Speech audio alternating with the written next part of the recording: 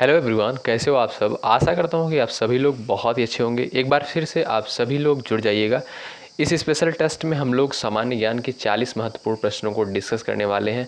इस पूरे टेस्ट का जो टारगेट रहेगा वो रहेगा 25 से 30 प्रश्नों का। ठीक है, आप लोग 25 से 30 प्रश्नों को सही करने का प्रयास करिएगा और सारे क्वेश्चन दोस्तों बेहद महत्वपूर्ण है। यहाँ पर हमने पॉलिटी, जियोग्राफी, हिस्ट्री यानी सारे सेगमेंट से क्वेश्चंस को उठाया है। तो आप लोग अंत तक बने रहें ज़रूर, पूरे टेस्ट को आप लोग ज़रूर दें और जितने भी वीडियोज़ आपको, जितनी भी क्लासेस प्रोवाइड की जा रहे हैं, ज़रूर आप लोग कवर कर लीजिएगा अपने एग्ज़ाम से पहले, क्योंकि सारे क्वेश्चन हम बेहद इंपॉर्टेंट कवर करते हैं। चलिएगा शुरुआत करते हैं बिना किसी देरी के। आप लोग बताइएगा, निम्न में से किस नदी को दक्षिण पूर्व एशिया की गंगा कहा जाता है। मोस्ट इम्पॉर्टेंट क्वेश्चन, दक्षिण पूर्व एशिया की गंगा किस नदी को कहा जाता है।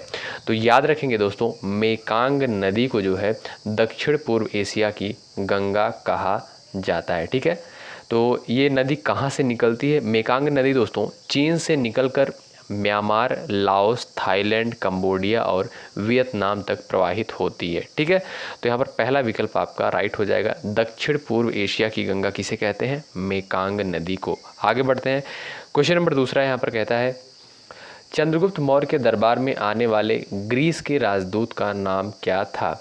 तो इस प्रश्न का अगर आपको जवाब पता हो तो आप लोग जवाब देंगे। दोस्तों चंद्रगुप्त मौर्य के दरबार में आने वाले ग्रीस के जो राजदूत का नाम था वो था मेगास्थनीज, यानी विकल्प आपका यहाँ पर बी बिल्कुल करेक्ट हो जाएगा। ठीक है, मेगास्थनीज चंद्रगुप्त मौर्य के दरबार में भारत आया था। ठीक है, दूसरा विकल्प आपका यहाँ पर राइट होगा। आगे बढ़ते हैं और अगला क्वेश्चन देखिएगा क्या कहता है, मोस्ट इम्पॉर्टेंट क्वेश्चन। चलिएगा, वह कौन सा गुप्त शासक था जिसने विक्रमादित्य की उपाधि ग्रहण की थी। चलिए भाई जवाब करेंगे आप लोग यहाँ पर। समुद्रगुप्त, कुमारगुप्त, चंद्रगुप्त द्वितीय, चंद्रगुप्त प्रथम। यूपी बीएड प्रवेश परीक्षा में ये प्रश्न आ चुका है, तो आप लोग इस प्रश्न का आंसर बताएं। दोस्तों गुप्त शासक चंद्रगुप्त द्वितीय को जो है विक्रमादित्य की उपाधि दी गई थी। ठीक है, किसको, चंद्रगुप्त द्वितीय ने जो है विक्रमादित्य की उपाधि धारण करी थी। ठीक है, विकल्प आपका यहाँ पर सी राइट होगा। आगे बढ़ते हैं और अगला प्रश्न देखते हैं। अगला प्रश्न कहता है, किस काल को दक्षिण भारतीय कला का स्वर्ण युग कहा जाता है। चलिए भाई, राष्ट्रकूट, चोल, पल्लव, कुषाण, किस काल को दक्षिण भारतीय कला का स्वर्ण युग कहा जाता है। तो दोस्तों इस प्रश्न का जो राइट आंसर हो जाएगा चोल, यानी ऑप्शन आपका यहाँ पर बी करेक्ट हो जाएगा, यानी चोल काल को दक्षिण भारतीय कला का स्वर्ण युग कहा जाता है। ठीक है, आगे बढ़ते हैं और अगला क्वेश्चन देखते हैं। स्वतंत्र समाचार पत्र के संस्थापक निम्न में से कौन थे। स्वतंत्र समाचार पत्र के संस्थापक निम्न में से कौन थे। चलिएगा, यहाँ पर राइट आंसर आपका क्या होगा आप लोग बताएंगे। तो यहाँ पर जो लोग भाई मोतीलाल नेहरू जवाब कर रहे हैं उनका जवाब करेक्ट हो जाएगा। ठीक है, स्वतंत्र समाचार पत्र के संस्थापक कौन थे, मोतीलाल नेहरू। ऑप्शन नंबर आपका ए करेक्ट होगा। ट्रांसफार्मर की खोज निम्न में से किस वैज्ञानिक ने की। ट्रांसफार्मर की खोज निम्न में से किस वैज्ञानिक के द्वारा जो है करी गई। दोस्तों राइट आंसर हो जाएगा आपका माइकल फैराडे के द्वारा। ठीक है, माइकल फैराडे के द्वारा ट्रांसफर की खोज करी गई थी। ऑप्शन नंबर आपका बी करेक्ट हो जाएगा। अगला प्रश्न देखेंगे, यहाँ पर कहता है, महत्वपूर्ण प्रश्न है, राष्ट्रीय ग्रामीण रोजगार गारंटी अधिनियम यानी नरेगा निम्न में से क्या नहीं करता है। मजदूरी, रोजगार गारंटी, समावेशी समावृष्टि प्रोत्साहन, प्रत्येक ग्रामीण परिवार के हर एक वयस्क को 1 वर्ष में 100 दिन रोजगार की गारंटी। ऑप्शन डी दिया है ग्रामीण परिवारों की जीविकोपार्जन की सुरक्षा में वृद्धि। तो यहाँ पर प्रश्न पूछा गया है, राष्ट्रीय ग्रामीण रोजगार गारंटी यानी नरेगा जो है निम्न में से क्या नहीं करता है। तो दोस्तों आपका यहाँ पर ऑप्शन नंबर चला जाएगा, ऑप्शन नंबर सी। तो यहाँ पर जो है आपका सी स्टेटमेंट फॉलो नहीं करता है, क्योंकि यहाँ पर दिया गया है प्रत्येक ग्रामीण परिवार के हर एक वयस्क को 1 वर्ष में 100 दिन रोजगार की गारंटी देता है। बल्कि ऐसा नहीं है, हर परिवार में एक सदस्य को जो है रोजगार की गारंटी देता है, हर परिवार में एक सदस्य को। ठीक है, तो इसलिए आपका ऑप्शन नंबर यहाँ पर सी करेक्ट हो जाएगा। ठीक, आगे बढ़ते हैं। अगला प्रश्न यहाँ पर कहता है, भीमबेटका भारत के किस राज्य में स्थित एक पूरा पाषाणिक गुफा आवास है। तो करेक्ट आंसर हो जाएगा आपका मध्य प्रदेश में, ऑप्शन नंबर आपका सी करेक्ट होगा। आगे बढ़ते हैं। भारत में राष्ट्रगान को संविधान सभा द्वारा कब ग्रहण किया गया? राष्ट्रगान को संविधान सभा द्वारा कब ग्रहण किया गया? तो करेक्ट आंसर हो जाएगा 24 जनवरी 1950 को। ठीक है, 24 जनवरी 1950 को भारतीय संविधान सभा द्वारा राष्ट्रगान को ग्रहण किया गया। आगे बढ़ते हैं। अगला प्रश्न है, सुप्रसिद्ध चित्र बड़ी ठड़ी किस शैली का है? बड़ी ठड़ी जो है दोस्तों किस शैली का सुप्रसिद्ध चित्र है? तो आपका यहाँ पर ऑप्शन नंबर सी करेक्ट हो जाएगा, किशनगढ़ शैली। आगे बढ़ते हैं। शिव की दक्षिणामूर्ति प्रतिमा उन्हें किस रूप में प्रदर्शित करती है? दक्षिणामूर्ति प्रतिमा उन्हें किस रूप में प्रदर्शित करती है? तो राइट आंसर हो जाएगा शिक्षक के रूप में, ऑप्शन नंबर आपका यहाँ पर बी करेक्ट होगा। ठीक है भाई, शिव की दक्षिणामूर्ति मंदिर जो है तमिलनाडु का सबसे विख्यात मंदिर है। ठीक है दोस्तों, आगे बढ़ते हैं। यहाँ पर अगला प्रश्न कहता है, महात्मा गांधी ने सत्याग्रह की कला को अभ्यास रूप में कहाँ सीखा? चलिए भाई, तो इस प्रश्न का राइट आंसर हो जाएगा आपका दक्षिण अफ्रीका में। ठीक है, महात्मा गांधी ने सत्याग्रह की कला को अभ्यास रूप में कहाँ सीखा था? तो दक्षिण अफ्रीका में। आगे बढ़ते हैं। अगला प्रश्न यहाँ पर कहता है, भारत में सर्वाधिक उपजाऊ मिट्टी निम्न में से कौन सी है? सर्वाधिक जो है उपजाऊ मिट्टी कौन सी है? तो आप लोग यहाँ पर बताएंगे इस प्रश्न का करेक्ट आंसर क्या होगा। तो जो लोग ऑप्शन नंबर सी पर जा रहे हैं, जलोढ़ मिट्टी, उनका जवाब बिल्कुल यहाँ पर राइट हो जाएगा। ठीक है, जलोढ़ मिट्टी जो है भारत की सर्वाधिक उपजाऊ मिट्टी होती है। तो यहाँ पर ऑप्शन नंबर आपका सी करेक्ट हो जाएगा। ठीक है दोस्तों, जलोढ़ मिट्टी में जो है नाइट्रोजन की मात्रा कम होती है। ठीक, चलिए अगला प्रश्न है, संविधान के अनुच्छेद 108 के तहत निम्न में से किस लोकसभा और राज्यसभा की संयुक्त बैठक को बुलाने का अधिकार प्राप्त है? चलिए भाई, इस प्रश्न का करेक्ट आंसर होगा क्या? प्रधानमंत्री, राष्ट्रपति, उपराष्ट्रपति, लोकसभा अध्यक्ष। तो राइट आंसर क्या हो जाएगा इस प्रश्न का आप लोग बताएंगे। संविधान के अनुच्छेद 108 में संसद के दोनों सदनों की संयुक्त बैठक बुलाने का प्रावधान है। ठीक है, संविधान के अनुच्छेद 108 में। तो इसलिए ऑप्शन नंबर आपका यहाँ पर बी करेक्ट हो जाएगा, राष्ट्रपति जो है बुला सकता है। लोकसभा और राज्यसभा की संयुक्त बैठक जो है राष्ट्रपति द्वारा बुलाई जा सकती है। ऑप्शन नंबर आपका बी करेक्ट हो जाएगा। संयुक्त बैठक का प्रावधान किसमें दोस्तों? 108 में। संयुक्त बैठक कौन बुला सकता है? तो राष्ट्रपति बुला सकता है। ठीक है, आगे बढ़ते हैं। 1975 में भारत द्वारा लॉन्च किए गए प्रथम अंतरिक्ष यान का नाम क्या था? 1975 में लॉन्च किए गए भारत का पहला अंतरिक्ष यान कौन सा था दोस्तों? करेक्ट आंसर होगा आपका आर्यभट्ट। ठीक है, ऑप्शन नंबर आपका यहाँ पर सी करेक्ट हो जाएगा। ठीक है भाई, इसका प्रक्षेपण जो है 19 अप्रैल 1975 को किया गया। प्रधानमंत्री आवास योजना की समयावधि निम्न में से क्या है? प्रधानमंत्री आवास योजना की समयावधि कितनी है?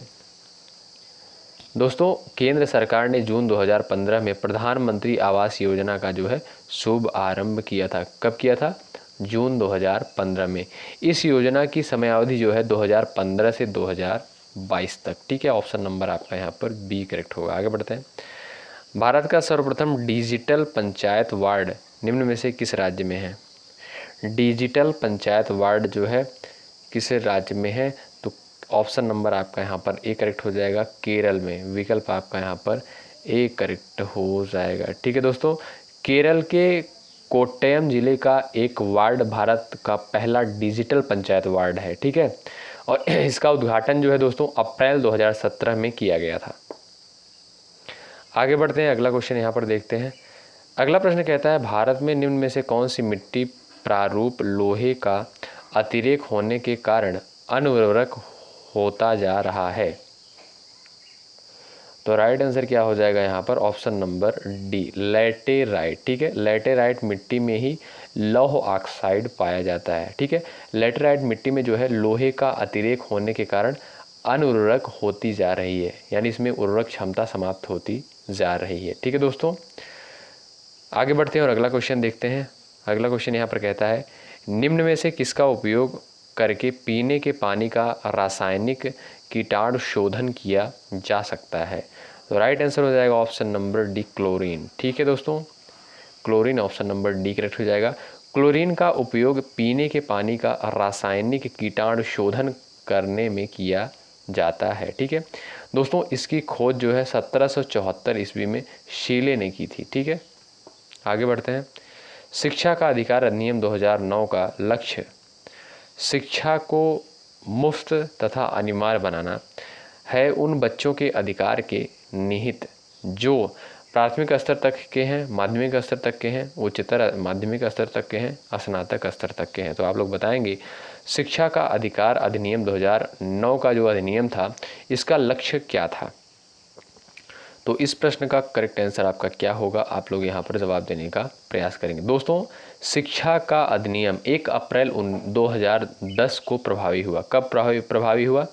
1 अप्रैल 2010 को प्रभावी हुआ। इस अधिनियम के तहत दोस्तों 6 से 14 वर्ष की आयु के बच्चों की शिक्षा को निःशुल्क तथा अनिवार्य बनाया गया। ठीक है, इस अधिनियम के द्वारा प्राथमिक स्तर की शिक्षा को निःशुल्क व अनिवार्य बनाया गया, प्राथमिक स्तर की शिक्षा को। ठीक है, तो इसलिए यहाँ पर ऑप्शन आपका ए करेक्ट हो जाएगा, प्राथमिक स्तर तक के। ठीक है, विकल्प आपका यहाँ पर ए करेक्ट होगा। आगे बढ़ते हैं, अगला प्रश्न यहाँ पर देखते हैं। किस एशियाई देश को प्रायः हिमालयी राज्य कहा जाता है? किस एशियाई देश को प्रायः हिमालयी राज्य कहा जाता है? चलिए भाई दोस्तों, करेक्ट आंसर हो जाएगा आपका नेपाल। क्वेश्चन को एक बार फिर से रिपीट करते हैं। किस एशियाई देश को प्रायः हिमालयी राज्य कहा जाता है? तो नेपाल को जो है दोस्तों हिमालयी राज्य कहा जाता है। विकल्प आपका यहाँ पर डी करेक्ट हो जाएगा। क्यों कहा जाता है? क्योंकि नेपाल को जो है हिमालय की गोद में अवस्थित होने के कारण, ठीक है, नेपाल को हिमालय की गोद में अवस्थित होने के कारण हिमालयी राज्य कहा जाता है। ठीक है, नेपाल की सीमा जो है भारत की राज्य उत्तराखंड, उत्तर प्रदेश और बिहार से लगी हुई है। किन राज्यों से लगी हुई दोस्तों नेपाल की सीमा? उत्तराखंड, उत्तर प्रदेश और बिहार से लगी हुई है। तो आप लोग इसको भी याद रखेंगे। आगे बढ़ते हैं और अगला क्वेश्चन देखते हैं। गदर पार्टी का संस्थापक निम्न में से कौन था? गदर पार्टी का संस्थापक दोस्तों 25 जून 1913 को लाला हरदयाल ने अमेरिका के सैन फ्रांसिस्को नगर में गदर पार्टी का गठन किया था। ठीक है, तो यहाँ पर जो है आपका ऑप्शन नंबर सी करेक्ट हो जाएगा। पूछा गया है गदर पार्टी का संस्थापक कौन था? तो लाला हरदयाल। इसकी स्थापना कब करी गई? 25 जून 1913 को लाला हरदयाल ने अमेरिका के सैन फ्रांसिस्को नगर में गदर पार्टी का गठन किया। ठीक है, और गदर पार्टी के संस्थापक अध्यक्ष सोहन सिंह भकना थे। ठीक है, चलिएगा, पटेटी जो है किसका त्यौहार है? पटेटी किसका त्यौहार होता है? पारसियों का त्यौहार है। विकल्प आपका यहाँ पर बी करेक्ट हो जाएगा। आगे बढ़ते हैं, अगला प्रश्न यहाँ पर कहता है पूर्व की ओर बहने वाली भारत की निम्नलिखित नदियों में से किस एक में निम्नावलन के कारण विभ्रंश घाटी है? क्वेश्चन नंबर यहाँ पर 24 है। निम्नावलन के कारण दोस्तों विभ्रंश घाटी के निर्माण का संबंध दामोदर घाटी से है। ठीक है, तो यहाँ पर जो है आपका ऑप्शन नंबर डी करेक्ट होगा। आगे बढ़ते हैं और अगला प्रश्न देखते हैं। अगला प्रश्न यहाँ पर देखेंगे, महत्वपूर्ण है दोस्तों। आप लोग सेशन को ज़रूर लाइक करिएगा और आप सभी इतना जानिएगा जितने आपको वीडियोज़ दिए जा रहे हैं इस टाइम, तो आप लोग ज़रूर कवर कर लीजिएगा। सामान्य निकान की वीडियो को खासकर आप लोग ज़रूर कवर करिएगा, बिल्कुल बहुत ही इम्पॉर्टेंट है। किस मुगल बादशाह ने मुगल राजधानी आगरा से दिल्ली स्थानांतरित करी थी? आगरा से दिल्ली जो है स्थानांतरित करी थी किस मुगल बादशाह ने? चलिएगा, राइट आंसर हो जाएगा आपका ऑप्शन नंबर डी, शाहजहां ने। ठीक है, आगे बढ़ते हैं, अगला प्रश्न देखते हैं। निम्न में से कौन एक प्रसिद्ध गायक है? इनमें से जो है प्रसिद्ध गायक जो है कौन है?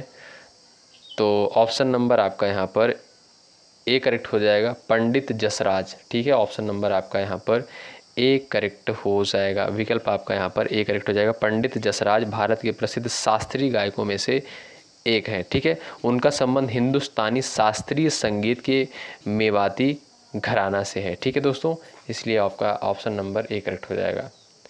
आगे बढ़ते हैं, अगला क्वेश्चन देखते हैं। भारत का राष्ट्रीय गीत वंदे मातरम के रचयिता निम्न में से कौन थे? वंदे मातरम के रचयिता? तो आप सभी को पता होगा बंकिम चंद्र चट्टोपाध्याय जो है वंदे मातरम के रचयिता थे। विकल्प आपका यहाँ पर डी करेक्ट हो जाएगा। ठीक है दोस्तों, वंदे मातरम नामक यह राष्ट्रीय गीत इनकी पुस्तक आनंद मठ से ली गई है। ठीक है, यह कहाँ से ली गई है? वंदे मातरम आनंद मठ से ली गई है। ठीक, तो आप लोग इसको भी ध्यान रखेंगे। आगे बढ़ते हैं और अगला प्रश्न देखते हैं। अगला प्रश्न यहाँ पर कहता है ललित कला अकादमी किसके संवर्धन के लिए समर्पित है? ललित कला अकादमी जो है किसके संवर्धन के लिए समर्पित है? तो करेक्ट आंसर हो जाएगा ललित कला, ऑप्शन नंबर आपका यहाँ पर डी करेक्ट हो जाएगा। ठीक है, भारत सरकार द्वारा 5 अगस्त 1954 को एक स्वायत्त संस्था के रूप में ललित कला अकादमी का गठन किया गया था। ठीक है दोस्तों, यह ललित कलाओं के क्षेत्र में कार्य करने के लिए स्थापित की गई थी। ठीक, आगे बढ़ते हैं। अगला प्रश्न यहाँ पर देखेंगे। अगला प्रश्न कहता है निम्न में से कौन सा मौलिक अधिकार अल्पसंख्यकों के हितों के संरक्षण की बात करता है? कौन सा मौलिक अधिकार अल्पसंख्यकों के हितों के संरक्षण की बात करता है? तो राइट आंसर हो जाएगा आपका ऑप्शन नंबर सी यहाँ पर करेक्ट हो जाएगा, सांस्कृतिक और शैक्षिक अधिकार। विकल्प आपका दोस्तों यहाँ पर सी बिल्कुल करेक्ट होगा। आगे बढ़ते हैं, अगला प्रश्न देखते हैं। भीलों के प्रसिद्ध लोक नाटक का नाम क्या है? भीलों के प्रसिद्ध लोक नाटक का नाम क्या है? तो इस प्रश्न का राइट आंसर हो जाएगा ऑप्शन नंबर सी गौरी। ठीक है दोस्तों, ऑप्शन नंबर आपका सी करेक्ट हो जाएगा। संगम योजना का उद्देश्य निम्न में से क्या था? संगम योजना, इसका उद्देश्य क्या था? दोस्तों संगम योजना जो है 15 अगस्त 1996 को आरंभ हुई। कब आरंभ हुई? 15 अगस्त 1996 को संगम योजना का आरंभ हुआ। इस योजना के अंतर्गत दोस्तों ग्रामीण क्षेत्र में रहने वाले विकलांग व्यक्तियों को समूह में संगठित किया जाता है। ठीक है, तो इसलिए जो है आपका यहाँ पर करेक्ट क्या हो जाएगा?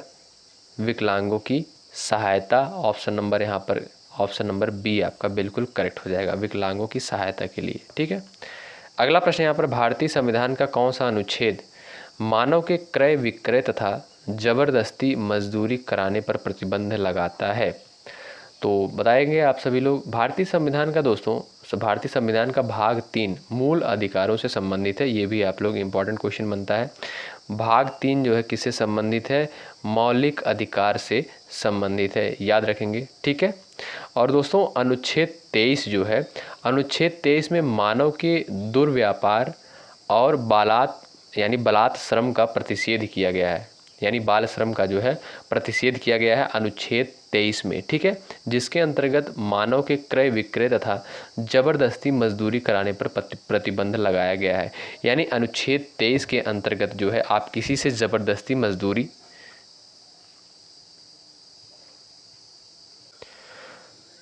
जबरदस्ती जो है किसी से मजदूरी नहीं करवा सकते अनुच्छेद 23 के अंतर्गत, यानी विकल्प आपका यहाँ पर ए करेक्ट होगा। आगे बढ़ते हैं, अगला प्रश्न यहाँ पर देखेंगे। संविधान के किस अनुच्छेद के तहत भारत का राष्ट्रपति अध्यादेश जारी कर सकता है? अनुच्छेद जो है किसके तहत भारत का राष्ट्रपति अध्यादेश जारी कर सकता है? दोस्तों संविधान के अनुच्छेद 123 के तहत भारत के राष्ट्रपति को किसी भी विषय पर अध्यादेश जारी करने का अधिकार प्राप्त है। ठीक है, तो यहाँ पर जो है आपका ऑप्शन नंबर बी करेक्ट हो जाएगा, अनुच्छेद 123 के तहत। आगे बढ़ते हैं और अगला प्रश्न देखते हैं। अगला प्रश्न यहाँ पर दोस्तों कहता है एक साधारण लोलक की समय सीमा निम्न में से किस पर निर्भर करती है? एक साधारण लोलक की समय सीमा निम्न में से किस पर निर्भर करती है? तो करेक्ट आंसर हो जाएगा लोलक की लंबाई पर। आगे बढ़ते हैं, अगला प्रश्न कहता है भारतीय उपमहाद्वीप पर ग्रीष्म ऋतु में उच्च ताप और निम्न दाब हिंद महासागर से वायु का कर्षण करते हैं, जिसके कारण प्रवाहित होती है। ऑप्शन नंबर ए दक्षिण पश्चिमी मानसून, यानी ऑप्शन नंबर आपका ए करेक्ट होगा। संकल्प परियोजना निम्न में से किसके समापन से जुड़ी है? संकल्प परियोजना, तो बताएंगे आप लोग संकल्प परियोजना।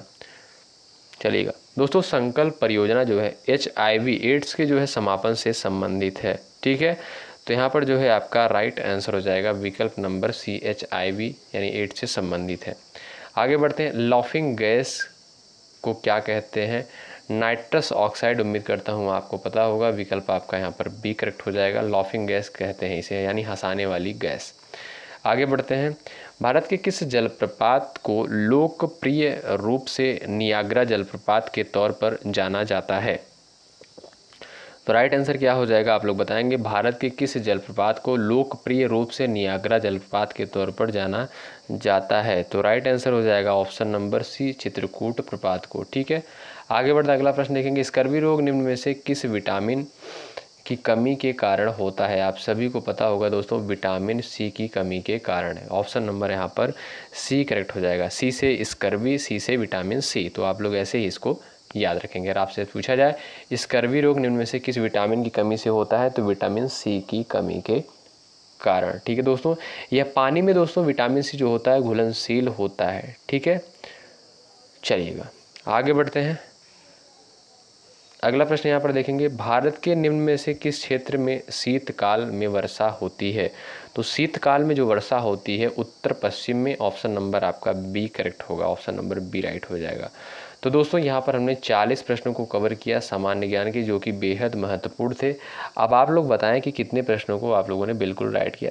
धैर्य के साथ 9 जून तक जितनी वीडियोज़ आपको दी जाएंगी सारी वीडियोज़ को ज़रूर कवर करिएगा, खासकर सामान्य ज्ञान की। ठीक है, बहुत बहुत शुक्रिया अंत तक बने रहने के लिए। यदि आप चैनल पर नए हैं तो ज़रूर जुड़ें, निश्चित रूप से आपको हेल्प मिलेगी। यूपीसी अगर बीएड कर रहे हैं या अदर एग्ज़ाम की तैयारी कर रहे हैं तो ज़रूर जुड़िएगा। बहुत बहुत शुक्रिया। जय हिंद, जय भारत।